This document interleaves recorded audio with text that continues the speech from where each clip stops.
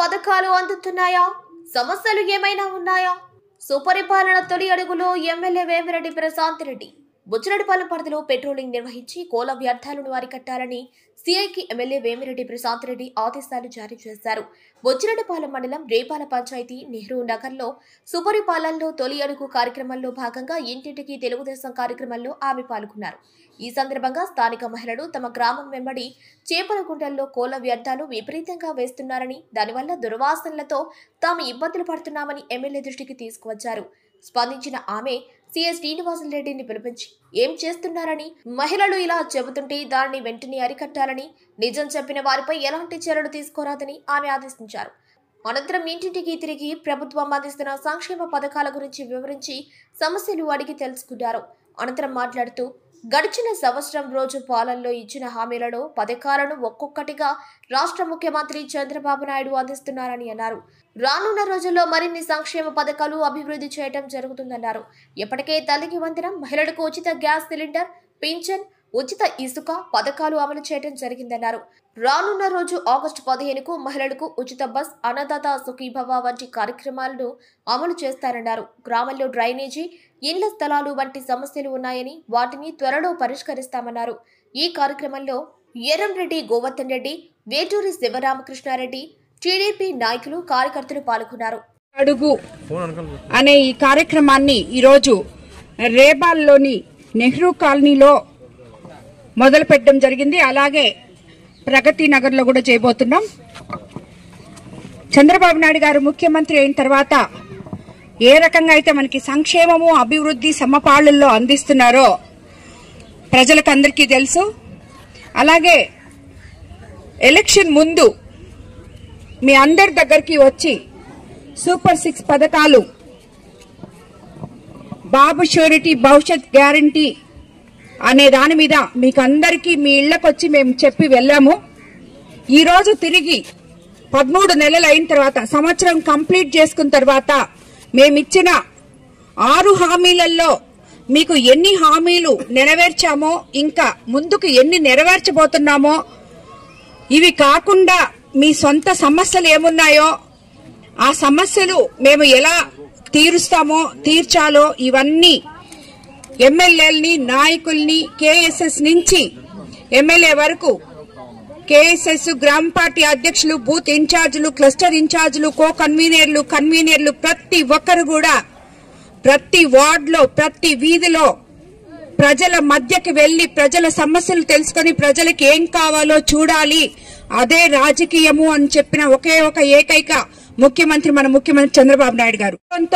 ప్రజల మీద గౌరవంతో ఈరోజు ప్రతి నాయకుడు, కేఎస్ఎస్ నుంచి ఎమ్మెల్యే వరకు, ఎంపీ వరకు, మినిస్టర్లు గాని ఎవ్వరు గాని రోడ్ల మీదే ఉన్నాం. మేము మీ దగ్గరే ఉన్నాం, జనంలో తిరుగుతున్నాం, మీ సమస్యలు తెలుసుకుంటున్నాం. అవి ఎలా తీర్చాలో కూడా ఆ సమస్యల్ని పరిష్కరించే వైపు మేము చూస్తున్నాం నాయకులుగా. అదేవిధంగా మన ముఖ్యమంత్రి చంద్రబాబు నాయుడు గారు కూడా దానికి తగు చర్యలు తీసుకుంటారని చెప్పి మీ అందరికీ మాటిస్తున్నాను. మనం సూపర్ 6 పథకంలో అధికారంలోకి రాగానే మీ అందరికీ ఏం చెప్పామో ఇక్కడ చాలా మంది ఇప్పుడు చెప్పారు. 4000 పెన్షన్ వస్తుందని చెప్పి మొట్టమొదట మనం పెన్షన్ గురించి చెప్పాం. 4000 పెన్షన్ ఇచ్చాం. మనం గెలిచిన మొదటి నెల నుంచి ఈ రోజు వరకు 13 నెలలు 1వ తేదీ ఆదివారం వస్తే ముందు రోజే 31వ తేదీ ప్రతి అవ్వాతాతలకి స్వయంగా వెళ్లి దగ్గరుండి పెన్షన్ ఇచ్చి వాళ్ళ ముఖంలో ఆనందం చూస్తున్నాం. వాళ్ళ సమస్యలు తెలుసుకుంటున్నాం, పరిష్కరించే మార్గం విధంగా పోతున్నాం. అదేవిధంగా ఉచిత ఇసుక ఇస్తామని చెప్పాం, వెంటనే ఇచ్చాం. ల్యాండ్ యాక్ట్ రద్దు చేస్తామని చెప్పాం. ముఖ్యంగా మొన్న డెల్టా ఏరియా కోవిడ్ కాన్స్టిట్యున్సీలో ఎంతో మంది రైతులకి దానివల్ల ఎంతో ఉపయోగపడింది. గత పంటలో కూడా మనకి మొత్తం ఎంతైతే ధాన్యం కొలిసామో 24 గంటల్లో అమాలీలతో సహా రైతుల అకౌంట్లోకి డబ్బులు పడింది. అదేవిధంగా ఆ రైతులు పుష్కలంగా పంటలు పండించుకోవడానికి పంట కాలువలన్నీ 20 సంవత్సరాల నుంచి తవ్వని, గవర్నమెంట్ పరిధిలో లేని కాలువలు కూడా విపిఆర్ ఫౌండేషన్ ద్వారా తవ్వించాం. అలాగే గవర్నమెంట్ చేసిన పనులు కూడా మనం కంటిన్యూ చేసిన దానివల్ల రైతులు ఎంతో సుభిక్షంగా ఉన్నారు. వచ్చే నెలలో అన్నదాత సుఖీభవ కింద చంద్రబాబు నాయుడు గారు 20,000 ఇవ్వబోతున్నారు. అదేవిధంగా ఆగస్టు 15వ తేదీ మహిళలకు అందరికీ ఉచిత బస్సు సర్వీస్ ఇవ్వబోతున్నారు. మీకు అందరికి గుర్తుండే ఉంటుంది, నేను మీకు ఎలక్షన్ అప్పుడు వచ్చినప్పుడు ఎన్ని చెప్పాను. అలాగే దీపం పథకం 2 కింద మీకందరికి చాలా మందికి ఉచిత సిలిండర్లు వచ్చుంటాయి. కొంతమందికి కేఎస్ఎస్ అదేదో లేదంటున్నారు, ఈకేవైసీ లేదంటున్నారు. అది ఎందుకు లేదో మీరు మీ దగ్గరున్న సచివాలయాల దగ్గరికి వెళ్లి వెల్ఫేర్ వాళ్ళతో మాట్లాడి దాన్ని ఎన్రోల్ చేయించుకోవాలని చెప్తున్నాను. అది కాకుండా ఇప్పుడు ఎలాగూ నాయకులు మీ ఇళ్ల దగ్గరకు వస్తున్నారు కాబట్టి గ్యాస్ సిలిండర్ లేని వాళ్ళు గ్యాస్ సిలిండరు, తల్లికి వందనం పడనోళ్లు తల్లికి వందనం, పెన్షన్ లేని వాళ్ళు పెన్షన్, ఇల్లు లేని వాళ్ళు ఇల్లు, ఆ సమస్యలు నాయకులకి చెప్పి తద్వారా మీ సమస్య తీర్చే విధంగా మేము చేస్తాము తప్పకుండా. అదేవిధంగా వీటన్నిటికన్నా కూడా మన ముఖ్యమంత్రి చంద్రబాబు నాయుడు గారు పల్లె పండుగ అని ఉప ముఖ్యమంత్రి పవన్ కళ్యాణ్ ద్వారా మనం చేసుకున్నాం. గుంతలు గుంతలుగున్న రోడ్లని పూడ్చుకున్నాం. ఈ రోజు వచ్చిన 15th ఫైనాన్స్ డబ్బులతో ఇక్కడ రేబాల్లో కూడా 10 లక్షలతో రోడ్డు శాంక్షన్ చేశాం. అదేవిధంగా కాలువలు ఈ కాలనీలో 10 లక్షలు రోడ్డు శాంక్షన్ చేస్తున్నాం.